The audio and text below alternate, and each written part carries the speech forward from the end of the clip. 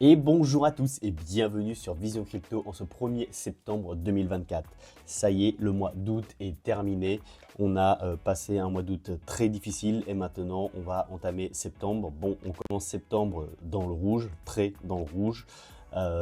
C'est un petit peu compliqué pour le moment et en plus vous allez voir, je vais vous présenter aujourd'hui un scénario qui est potentiellement bearish à court terme, mais on va aller voir ça tout à l'heure sur le graphique de BTC.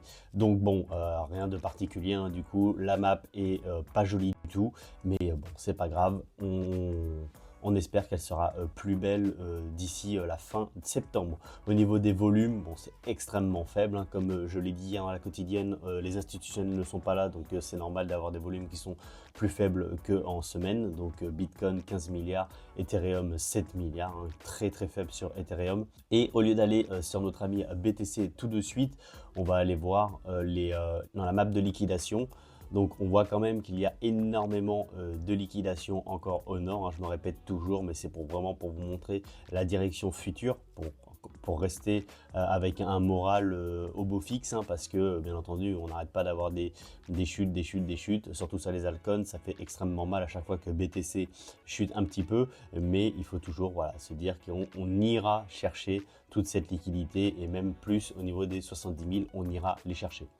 Donc là en dessous, il y a il y a encore pas mal de liquidités à aller chercher et vous allez voir parce que ça coïncide avec mon petit scénario bearish. Donc il y a plusieurs signes qui me disent que potentiellement on va pouvoir redescendre notamment aux alentours des entre 53 et 54 000 et vous allez voir ça tout à l'heure. Donc voilà pour la map des liquidations et on va aller voir tout de suite. Donc voilà, 55 millions de personnes liquidées ces derniers 24 heures, c'est hyper faible, c'est rien du tout, c'est peanuts.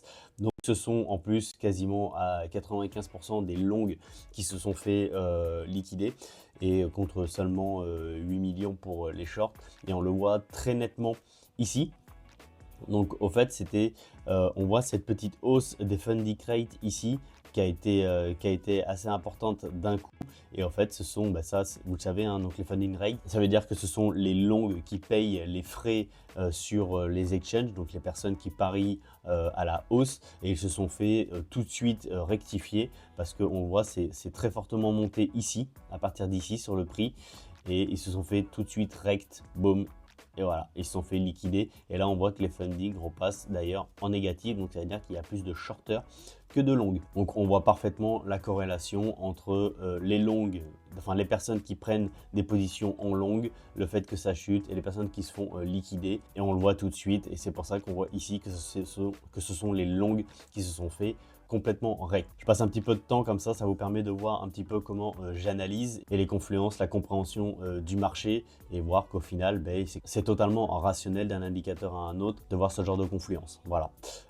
Très rapidement, avant d'aller sur BTC, vous allez voir, cette quotidienne va être extrêmement courte.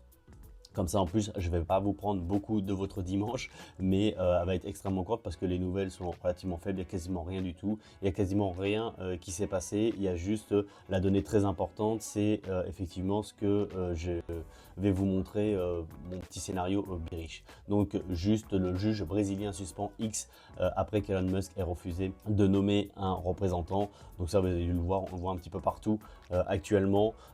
C'est juste pour donner mon avis, que ce soit sur X ou que ce soit sur Telegram, on voit qu'actuellement les réseaux sociaux sont un petit peu dans la tourmente.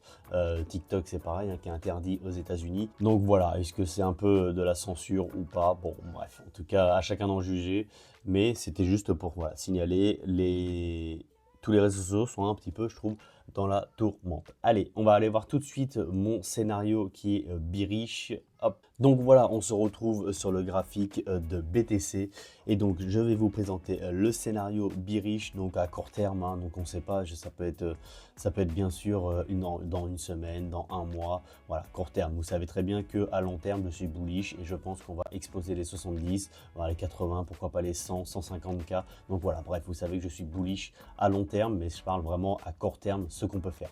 Donc ici, vous voyez, j'avais déjà mis donc, tout ce retracement là, la RSZ longue ici, je vais vous le refaire pour les personnes qui n'ont pas vu les quotidiennes avant. Hop, très rapidement pour que vous puissiez voir les confluences. Donc voilà, donc ici le retracement de Fibonacci, on est dans la RLZ longue entre le 0,68 et le 0,786. Donc c'est ce que j'ai mis ici, c'est la RLZ longue. Il y avait un scénario qui allait donc au bas, ici où on revenait dans la RLZ longue, on allait chasser toutes les liquidités ici et ici. Et il y a une confluence supplémentaire qui s'est ajoutée à ça. Et je vais me mettre en weekly pour ça. Et je vais vous montrer la possibilité. Ici, vous voyez, ça c'est la moyenne mobile 50 et regardez où elle va pile poil dans la RLZ longue et donc je pense qu'on peut totalement aller s'appuyer dessus. Donc on va dans la RLZ longue, on va chasser les liquidités ici et on s'appuie sur la moyenne mobile 50 avant de potentiellement repartir. Ça je pense que c'est un scénario qui est donc probable. Donc forcément bearish à court terme puisque on va continuer à chuter, on va perdre au moins 4000 $ pour y aller dans cette zone. Mais je trouve que c'est un scénario intéressant. Et pourquoi je pense qu'on peut aller ici et s'appuyer sur la moyenne mobile 50, c'est simplement parce que quand on regarde un petit peu l'historique, eh bien, on voit qu'on s'appuie souvent sur cette moyenne mobile. Donc on le voit, hop, même très tôt ici. Là, ici, on s'est appuyé dessus. Là, on est passé en dessous. Là, on la break. Et après, on s'est appuyé dessus. Ici, on s'est appuyé dessus et on est reparti. Ensuite, ici, on s'est appuyé dessus et on est reparti. Ici, on s'est appuyé dessus, on est reparti. Et donc, pourquoi pas faire exactement la même chose. On s'appuie dessus. Hop, je vais zoomer pour que vous puissiez bien voir. Et même, je vais dessiner comme ça au moins. Donc ça, on va le supprimer. Ça, on va le supprimer. Ça, on va le supprimer. Et là, et donc pourquoi pas faire quelque chose comme ça.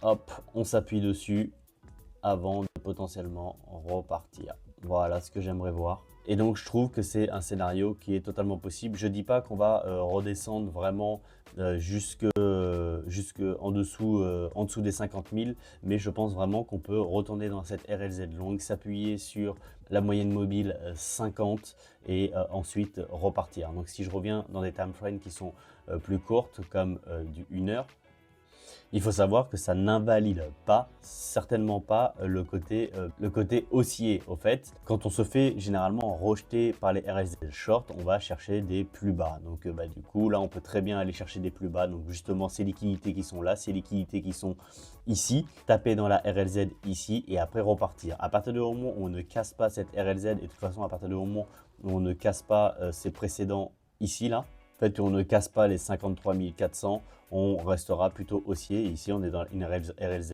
longue. Donc, en fait, on est dans un retracement de ce mouvement-là qui est plutôt classique. Et donc, voilà, si je dois vraiment faire un très grand dessin, on fait ça, ça et on part. Et donc ça, c'est totalement bullish, il n'y a aucun problème. Si on dézoome un petit peu, ça fait un méga gros W ici, comme ça. Voilà, et ça sera un W en plus qui serait véritablement bullish parce qu'on ferait ici, on ferait un plus bas, plus haut que celui-ci. Donc c'est bullish. Et donc possiblement, vous regardez, ce gros W serait vraiment incroyable.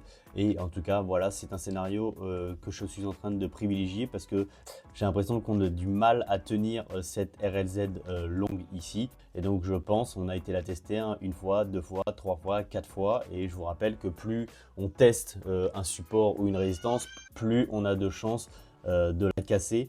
Donc du coup, il y a de très fortes chances maintenant d'aller plus bas. Bien entendu, ce n'est qu'un scénario, ce n'est pas dit que ça va se réaliser, mais en tout cas, c'est quelque chose même limite que j'aimerais voir parce que je trouverais ça extrêmement beau et extrêmement bullish par contre en long terme, d'avoir ce méga gros W ici. Ça serait vraiment incroyable et de retomber dans cette RSZ longue serait vraiment plutôt bullish. En plus, même de retaper la moyenne mobile 50 comme on a pu voir dans le passé, on a vu qu'après on a explosé à la hausse, et bien ça serait encore un scénario qui serait extrêmement bullish. Donc il y aurait ce gros W ici, il y aurait cette RLZ longue et la moyenne mobile 50. Donc tout serait véritablement bullish, je trouve, pour éventuellement vraiment repartir.